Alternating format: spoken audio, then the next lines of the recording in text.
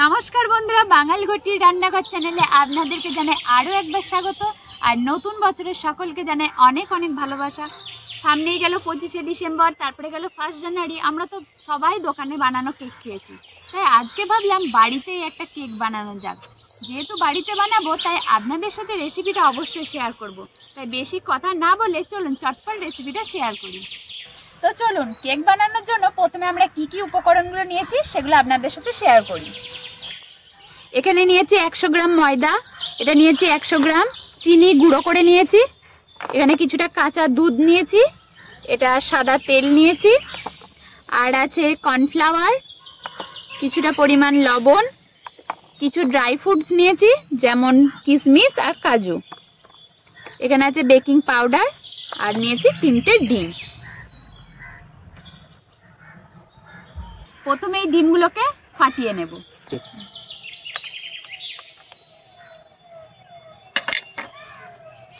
ডিমটা ফাটিয়ে এখানে নেব সাদা অংশটা ডিমের, কারণ সাদার হলুদ অংশটা আমাদেরকে আলাদা করে নিতে হবে।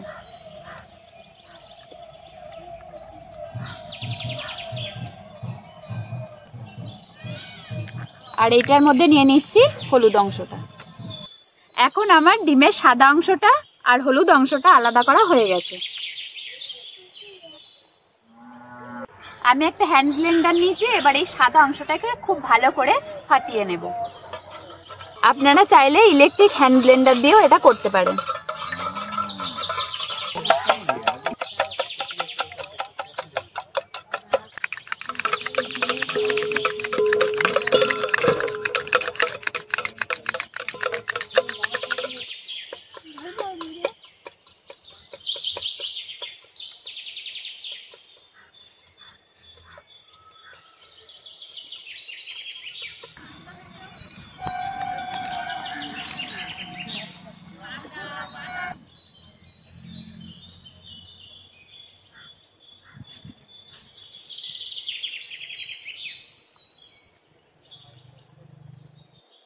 এই দেখুন, এখন আমার ব্যাটারটা পুরো ফেনা মতো হয়ে গেছে। যতক্ষণ এরকম ফেনা হচ্ছে ততক্ষণ কিন্তু ব্লেন্ড করতেই হবে। এরপর আমি এই যে চিনি গুঁড়ো নিয়েছি, এই চিনি গুঁড়োটা এই ব্লেন্ডের মধ্যে দিয়ে দেবো। এখন এই চিনির গুঁড়োটার মধ্যে দিয়ে দিচ্ছি।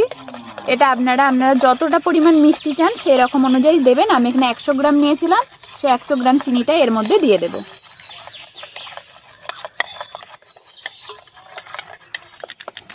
এখন চিনির সাথে এটাকে খুব ভালো করে ব্লেন্ড করতে হবে। এখন এর মধ্যে দিয়ে দেব 100 গ্রাম ময়দা।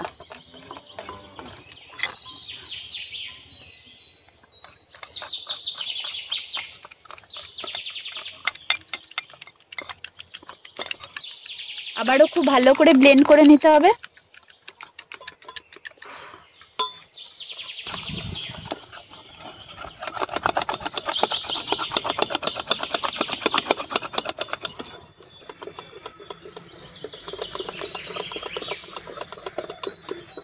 এখন ডিমের যে হলুদ অংশটা আলাদা করে রেখেছিলাম এইটাকে ফেটিয়ে নেব।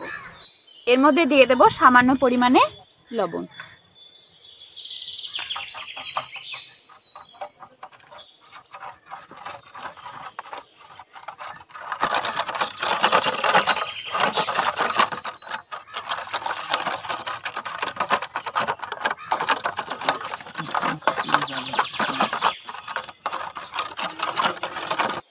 এই যে ফেটানো হয়ে গেছে, এখন এই আগের যে ফেটানোটা ছিল ওর মধ্যে দিয়ে দিচ্ছি।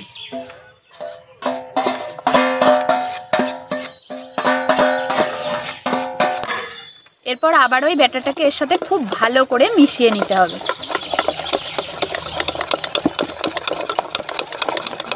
এখন এর মধ্যে দিয়ে দেব 6 গ্রামের মতো কর্নফ্লাওয়ার।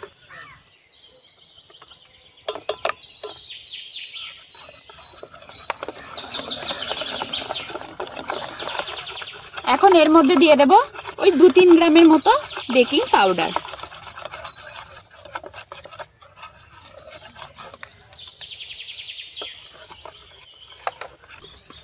বোন ওইদিকে তখন ব্যাটারটা আরো ভালো করে মিক্সড করে নিক, আমি এদিকে আরো একটা নতুন ব্যাটার তৈরি করে নিই। এটা তৈরি করার জন্য প্রথমেই নিয়ে নেব কিছুটা এরপর এর মধ্যে দিয়ে দিচ্ছি কিছুটা কাঁচা দুধ।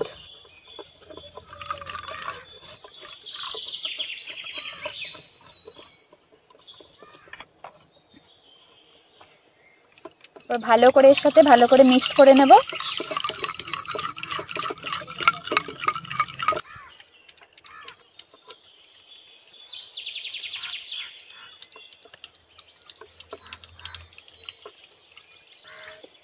এরপর এর মধ্যে ব্যাটারটা ভালো দিয়ে দিচ্ছি।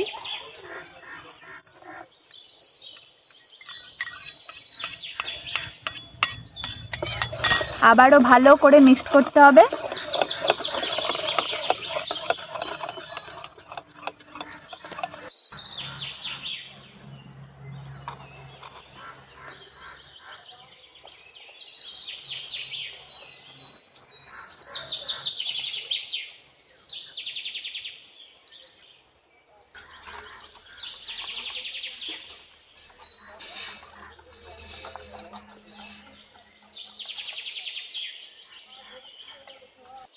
ব্যাটারটা প্রায় রেডি হয়ে গেছে।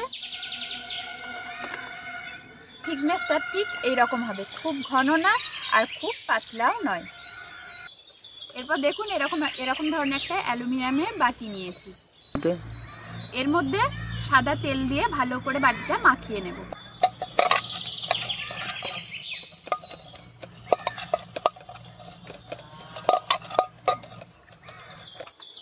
নিয়েছি, এই পেপারটা বাটিটার মধ্যে বসিয়ে দেব।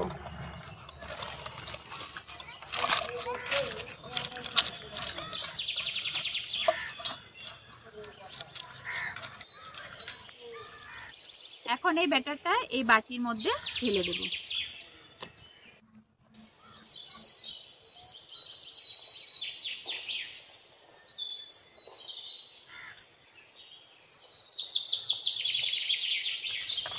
এরপর এই ড্রাই ফ্রুটসগুলো ওপরে একটা একটা করে দিয়ে দেব।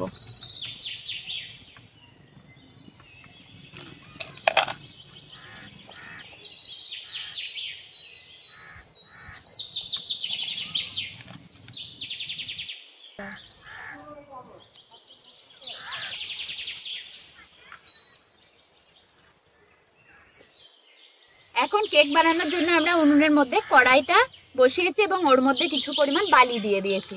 যতক্ষণ বালিটা গরম হবে তারপরে কেকটা বসাবো। এখন আমাদের বালি এখন অনেকটাই গরম হয়ে গেছে, আর এই বালির মধ্যে একটা স্ট্যান্ড বসিয়ে দিয়েছি, এর উপরে কেকের বাটিটা বসিয়ে দেব।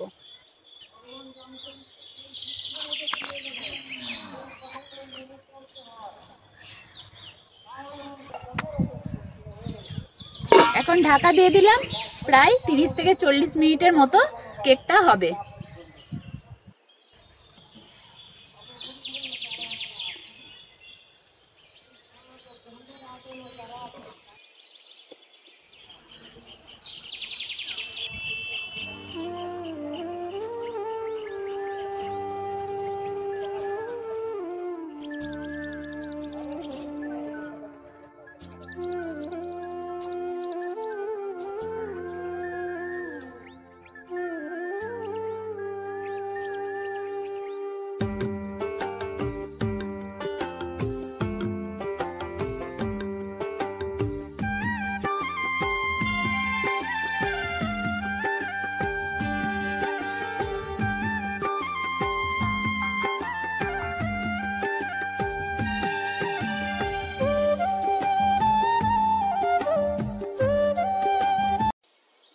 আমাদের এখন প্রায় 30 থেকে 35 মিনিট হয়ে গেছে। এবার ঢাকনাটা খুলে দেখবো কেকটার কি অবস্থা।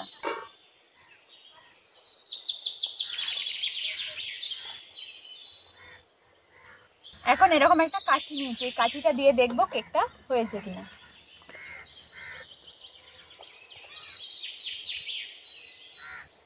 এই যে দেখুন, কাঠিটার গায়ে কেকের কোনো অংশই লাগছে না, তার মানে কেকটা আমাদের এখন হয়ে গেছে।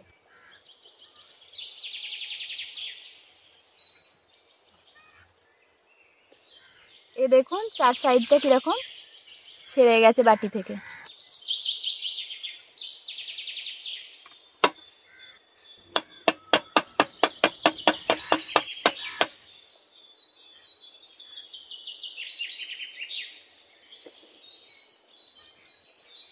দেখুন কেকটা কত সুন্দর কালারটা এসেছে।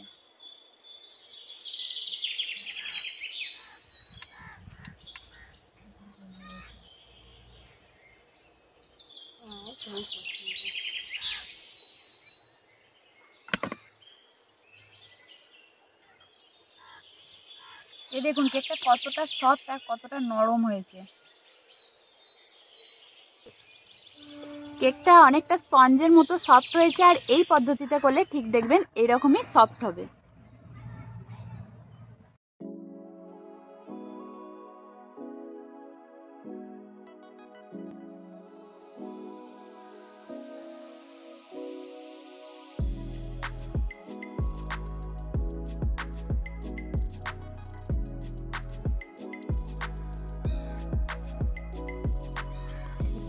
এরপর আমরা কেকটা টেস্ট করে দেখবো কেমন হয়েছে। দারুন দারুন।